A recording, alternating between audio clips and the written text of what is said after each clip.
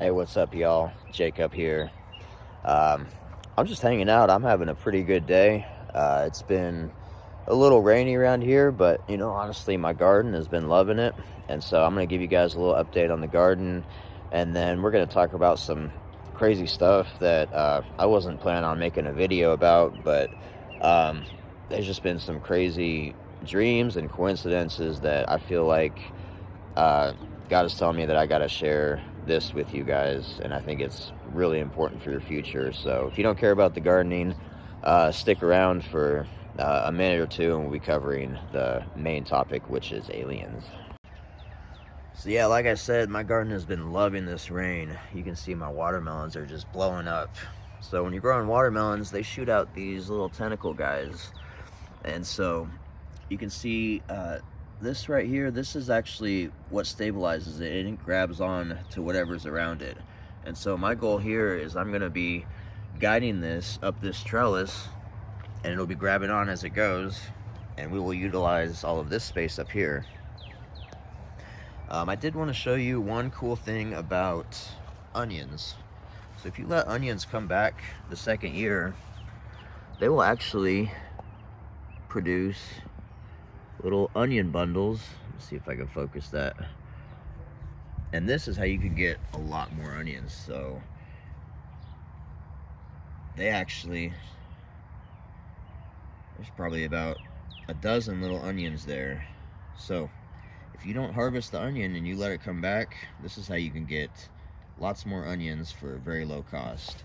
And one thing you can do is, if you have onions that are going bad, just go ahead and plant those, and the next year you will have little onions that you can fill up your bed with. But check out all the growth from last time. I mean, this is filling out. I think next year I need to put a little more space in between these, but got some really nice tomatoes coming in. We'll make the gardening part short this video, but check out these. These are my blue beauties. You can see the blue starting to show up. Very cool. Can't wait to try those. These get stuffed that we talked about last time. They got a cool look to them. Kind of a variegated green and yellow, dark green. And let's just skip right over here, and we can see, man, look how much growth from last time. We've got peppers that are, I mean, we're gonna be able to harvest those. Those Hungarian yellow wax look like they're about ready, as well as sweet banana. These just completely blew up, these squash. I'm definitely gonna do horse manure. Maybe not next year, I'm gonna rotate them, but it is working great for these plants. My serranos are coming in nice and healthy. Check out this green pepper. So yeah, the garden is doing really well. Here's those jigsaws. Nice purple little fruit on there. Yeah, can't wait to eat it and make some salsa. It's gonna be delicious. Here's another little project I've been working on. I got this free from my job. We're working some pretty nice neighborhoods, and they were getting rid of this little kid house, and got it for my kids, but it turns out my kids are too big for it, so I made it into the ultimate chicken house. Here's my cute little chicken. Just thought I'd share that. Got an automatic feeder, watering station for them. Fill it up out here. You guys, raising chickens is super fun too.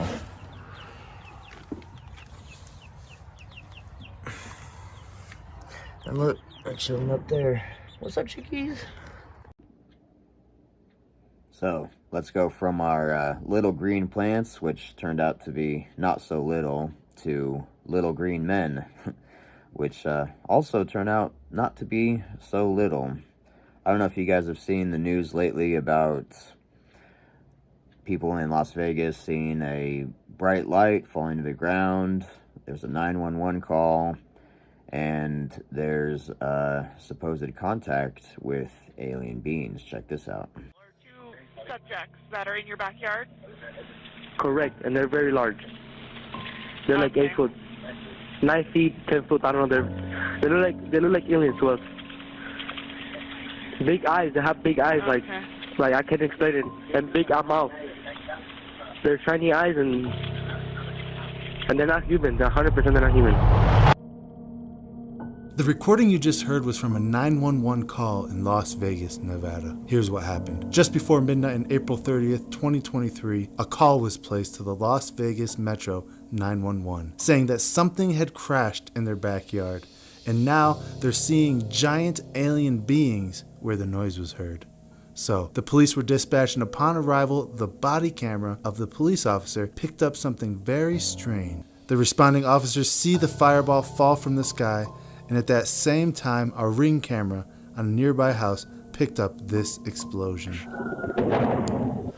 Now, back to the family who made the original 911 call. According to the reports, they were outside working on a car when they saw something strange falling from the sky. Then, a few moments later, they described being hit by a strange shockwave.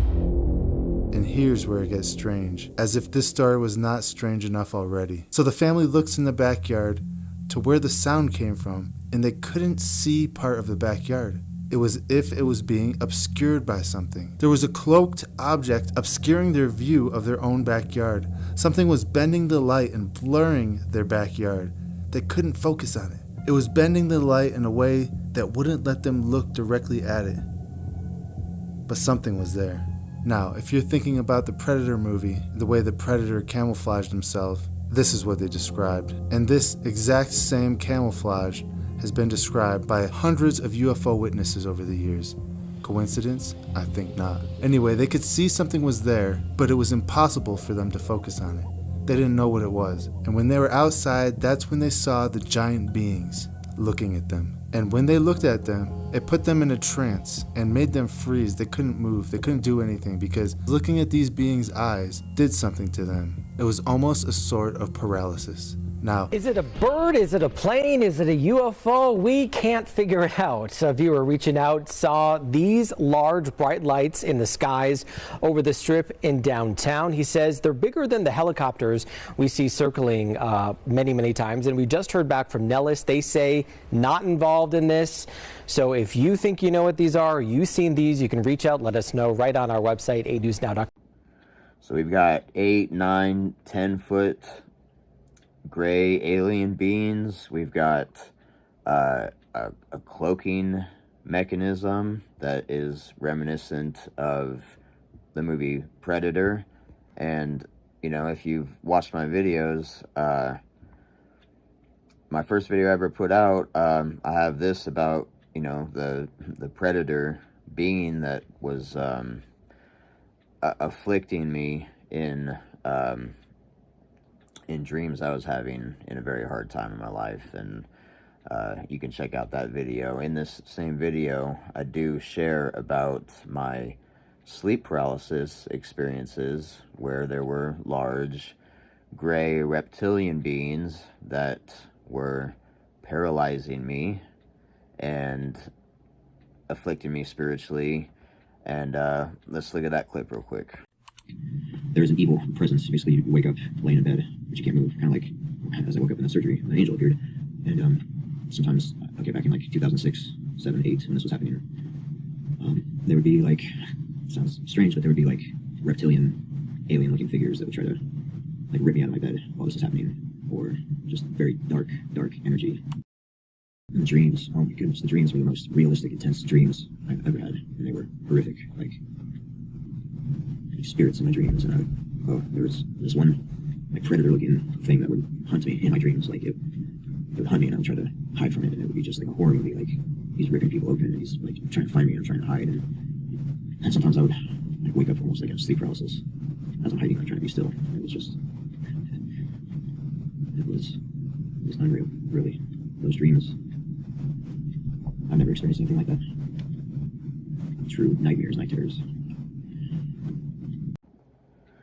So, you know, for my first video to even the next couple, I've been talking about aliens on here.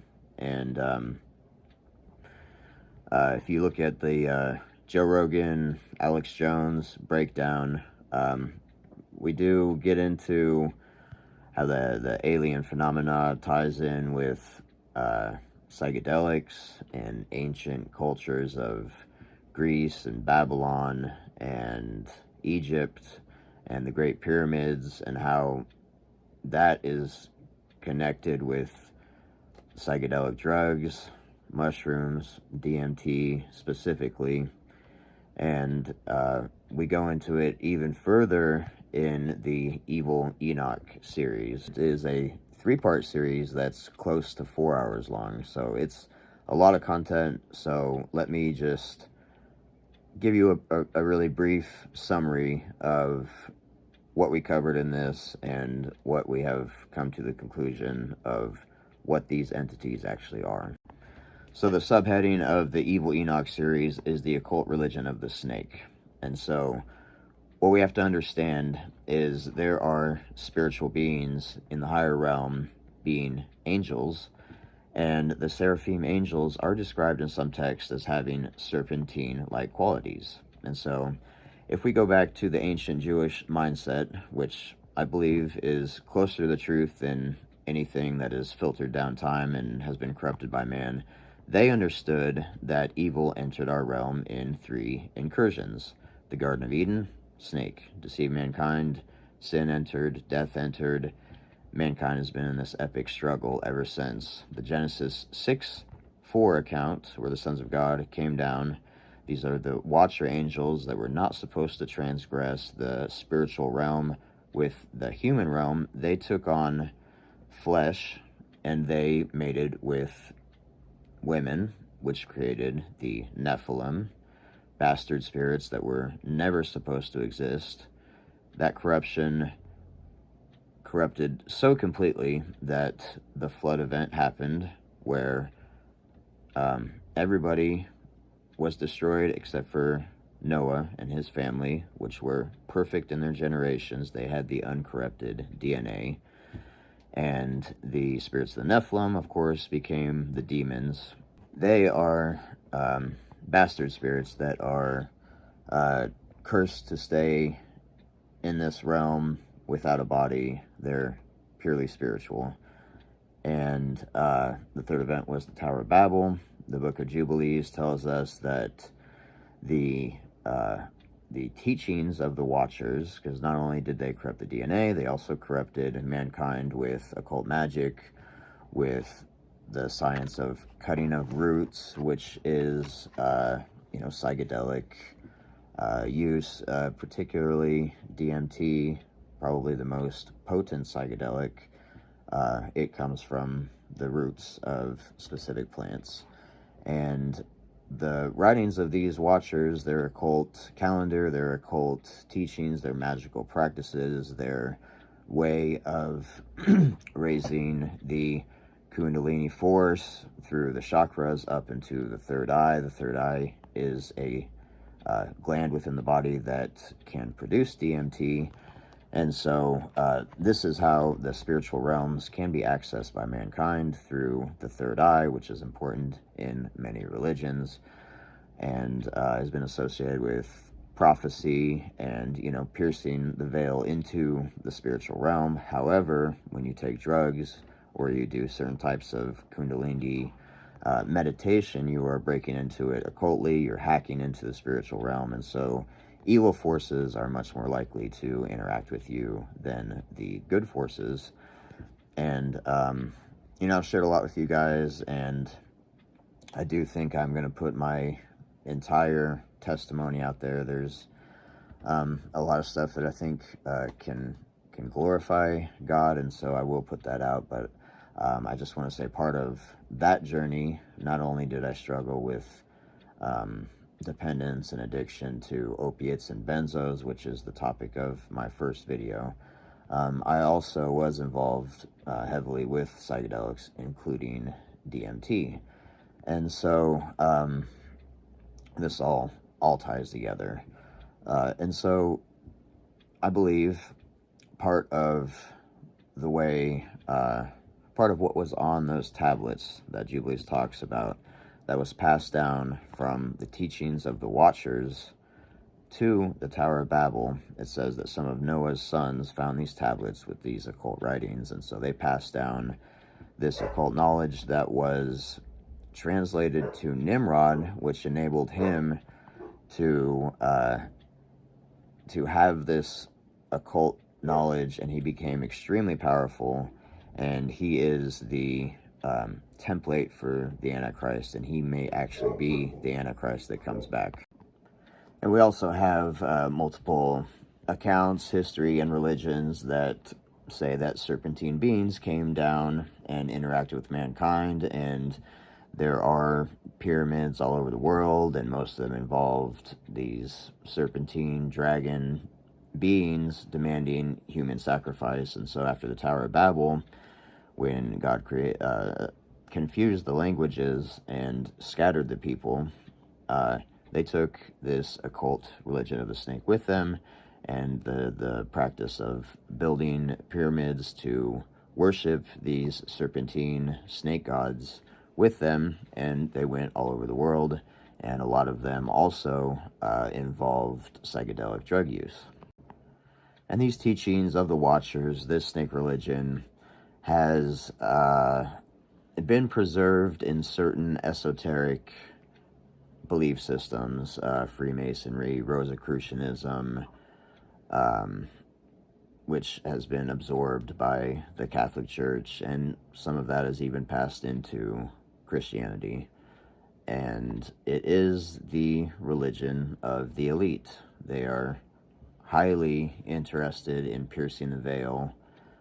They are highly interested in DMT research, including they are now doing a drip intravenous infusion of DMT to map this spiritual realm, and it goes way back into Freemasonry.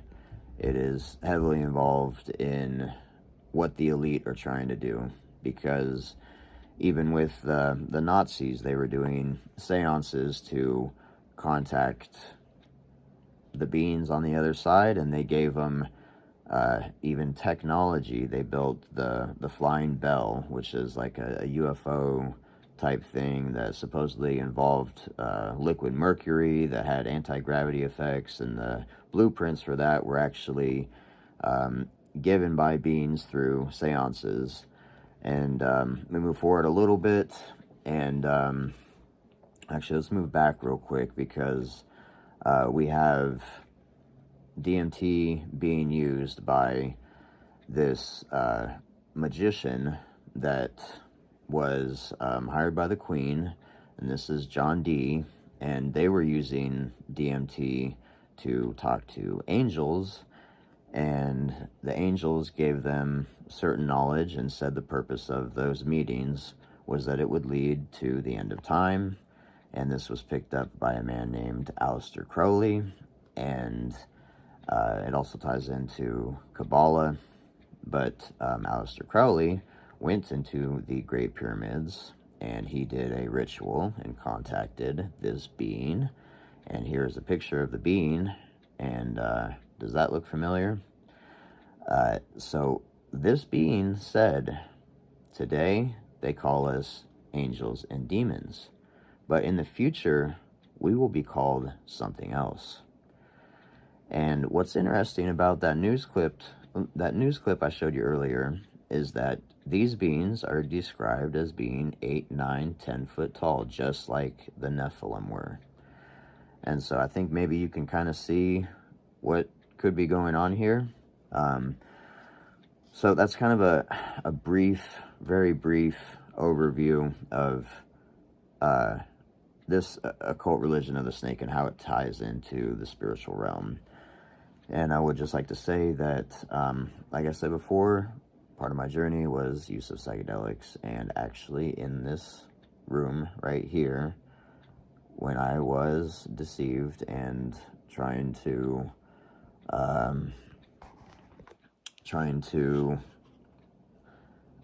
access these realms specifically one time on DMT, I did see a gray alien, and usually it's full of colors and stuff, but it was pitch black at this moment, and this gray alien came out of the darkness and looked at me and snarled. I think it seemed like it was maybe upset that I was there and that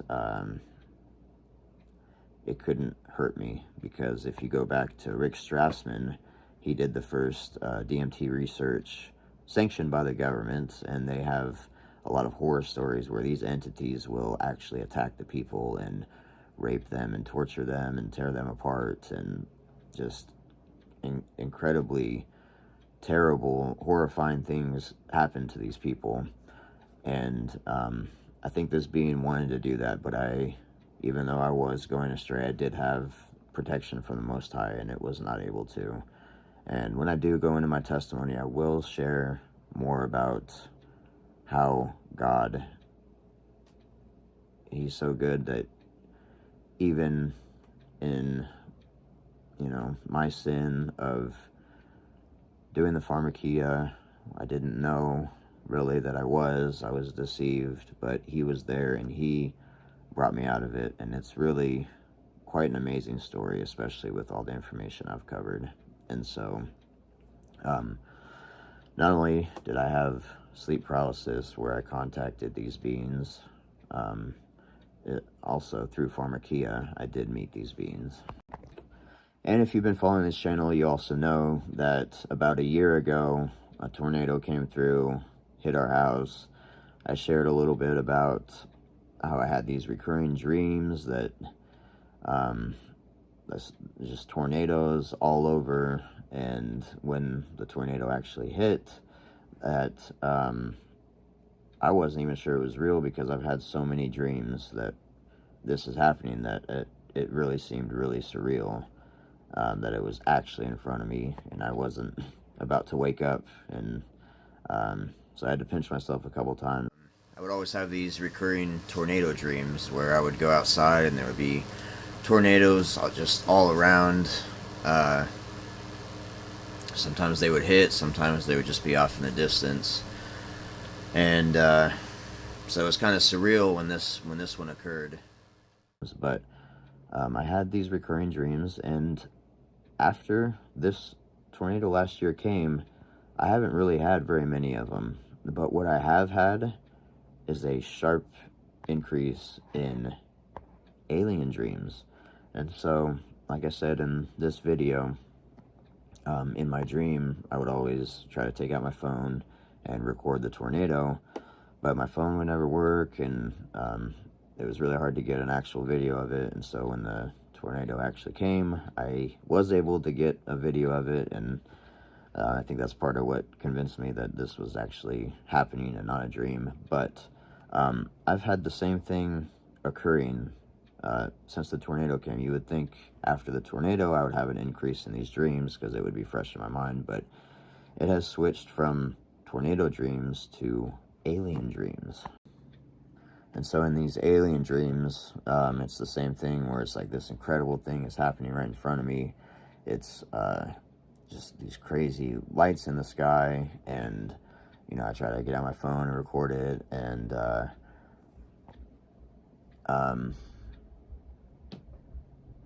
I didn't really think a lot of it until this news story came out. Because what's really fascinating about this news story is that this sighting occurred essentially 1 year after the tornado, and it's occurring on May 1st. And so the tornado last year was the day before May 1st, and we can see in the news clip that 2 days before May 1st, they had another sighting. And so the tornado is smack dab in the middle of this timing. And what's interesting about May 1st, it is Beltane. And we also looked at the snake religion of the Illuminati, the Bavarian Illuminati was founded May 1st, 1776. And we've also looked at how the Twin Towers, all of that was set up as a huge occult religion sacrifice to bring in the Age of Horus, where Lamb and those entities will be manifesting and ruling. Even the Nazis, they wanted their 1,000-year reign of the Fourth Reich. And so what we have to understand is there is a deep spiritual war going on, and May 1st is the most important holiday. And even excuse me, even Anton LaVey said the most important holiday for Satanists is May 1st, Beltane. And we have these witches and warlocks and the illumined ones and all kinds of dark side groups. They do rituals. And so going back to Aleister Crowley and Jet Propulsion Labs and L. Ron Hubbard and Jack Parsons, they were doing a ritual, the Babylon Working Ritual, that was based on a ritual that Crowley did when he first manifested these gray aliens. He accessed a forbidden realm. They were doing the same ritual to contact these beings, and they were less adept in doing the ritual, and they were unable to close the portal, and that's when the UFO phenomenon started. And so not only was the Twin Towers another ritual to bring in this final age, and not only was there that 19-year Metonic cycle leading from the Twin Towers to the COVID stuff, they are continuing to do rituals to fully manifest these beings into this realm. And May 1st is one of those times when they are doing these rituals. And what we have to understand is when they do the ritual, there is a time frame, a couple days before and after, where they believe the veil is thinned, and that is when contact with these beings is most likely to occur. And like I said in the Evil Enoch video, they are going to try to bring out these beings in a way that is going to make them somewhat acceptable to believe in.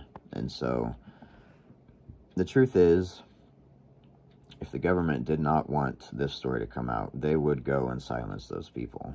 And so this is part of their disclosure, okay? We have Tucker Carlson covering the Tic Tac. I mean, we have military officials saying, yes, there are craft out there that we don't understand. And before, you know, even going back to Roswell, which is probably a remnant from that Babylon Working Ritual, the government has always been in denial. But we are reaching so close at the end that they have to start bringing them out. So they are doing disclosure. They are allowing these experiences that people are having, again, probably in connection with magical rituals around May 1st, they are allowing the testimony of these people to come out. And so we are going to see, I believe, the reason that they're allowing all this to come out is because we are going to see more and more come out. And this is going to be the great deception. And this is going to be our saviors, the world's saviors, not our saviors, the world's saviors. The aliens are going to come in and they might stop a great war. Maybe it's the Ukraine, all that's going in. There's going to be a nuclear strike and the aliens come in and they stop the nukes from going off, and they're going to have incredible medicine or whatever it's going to be. They're going to paint these guys as the good guys, and it's going to deceive a lot of people because they're going to have a lot of technology and it's going to seem like magic. What's the famous quote? technology significantly advanced is indistinguishable from magic. So they're going to have technology or magic that's just going to be so incredible that they're going to say, and this goes back to the occult belief again, that these beings are probably the ones that came and manipulated monkey DNA and they created us. Who created us? God created us. They are saying they created us. They are going to be God to the world. So, Satan in the garden, all throughout the Tower of Babel, I mean, when that religion went everywhere, the king is God, these fallen beings want to place themselves above the Most High and be worshipped as the Most High. And so this is what this is all leading to. And I don't want you to be deceived, okay? When these beings come down and they're bringing peace and saying, peace and safety, we have these wonderful advanced beings, these are our gods, paganism, gods, there's going to be multiple gods. I mean, it's just the return of the three ways that evil entered the world. This is going to be the mass accepting of the religion of the snake. And you guys, I made this video kind of on a whim, so it's not very well produced and my hair is all disheveled, but it does tie in with the next video that I told you I was going to make that's going to be well produced, and that is the truth about heaven. And I just got to say that this goes right into that, because what you have to realize is, I won't get too much into where we go when we die. I don't believe we actually go to heaven yet, but what the Bible actually describes is heaven, the New Jerusalem, Mount Zion, God's holy mountain, probably that the pyramids and the Tower of Babel were trying to mimic. That kingdom where Yeshua is the high priest is going to come down. And so what I think is going to happen is we're going to have the evil angels and the Nephilim return, and they are going to convince people to fight against God and his kingdom when it comes down. And so I really wasn't planning on making this video. There's just been so many synchronicities, and the date of this huge alien story being the same as the tornado, which is the most important occult holiday where they're doing these rituals, and then my dreams going from tornado, it occurred, switching to aliens. I just felt like I had to come out, and I kind of see myself as a watchman on the wall. And you know, the scriptures say if you see something coming and you don't warn the people, if you don't blow that shofar and warn the people of the danger coming, then their blood is on your hands. And I don't want any of you to be deceived by what's coming. And I really feel like God has shown me that, you know, that's the next thing that's coming, and I just want you guys to be prepared. And so I hope all of you are doing well, and I love you all, and I just hope you have a great day. And if you're celebrating God's feasts and his Sabbaths, then Shabbat Shalom to you. I'll talk to you guys later.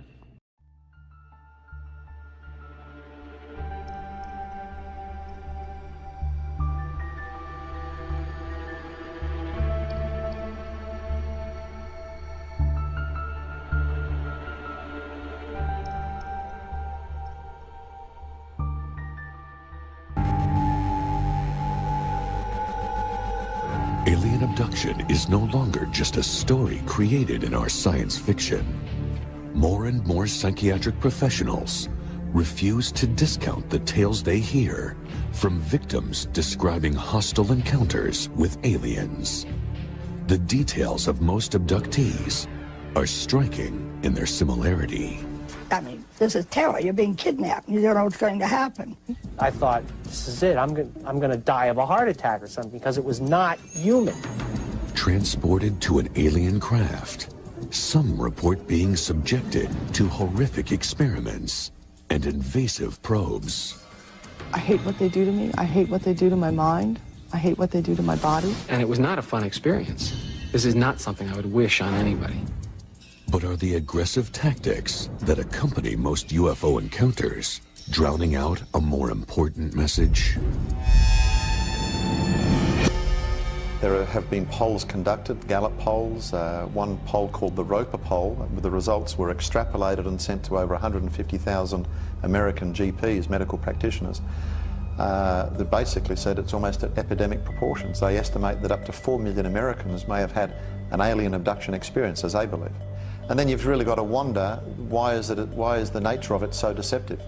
You know, if they're really here to help us, as some of these contacts claim, you know, why do they go around acting deceptively? Why do they stealthily abduct people in the middle of the night?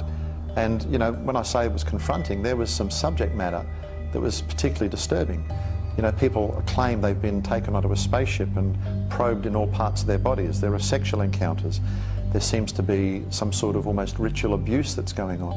So you've got to ask, why would advanced, you know, evolved creatures, you know, kidnap people in the middle of the night and do these horrible things to them, and yet say, you know, we're here to help you evolve?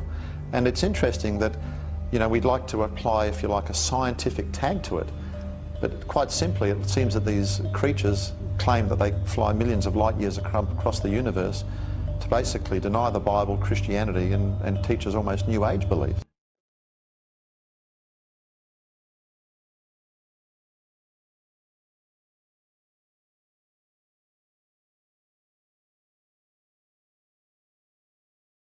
They think it's uninhabitable because it is not inhabitable by physical life forms.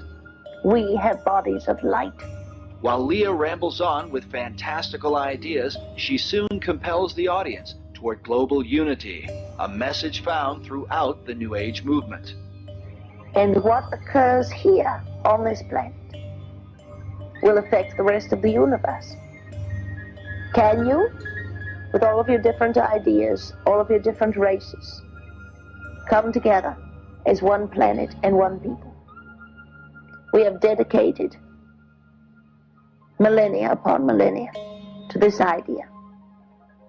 The earlier experiments with Pan and Lemuria and Atlantis were not successful. But this one will be.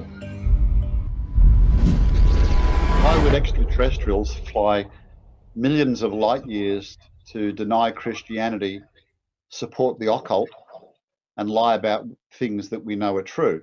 Why would they purposely deceive their contacts? That in the old days they were from Mars, Jupiter. Well, we've been there and tested and looked, and no alien races on those planets. So now they're from further off when we can't test their claims. But there's a fundamental problem with that. If they're from Sirius, Zeta Reticuli, or the Pleiades, and they're all claiming they're humankind's creators, they can't all be right. They can't all be telling the truth.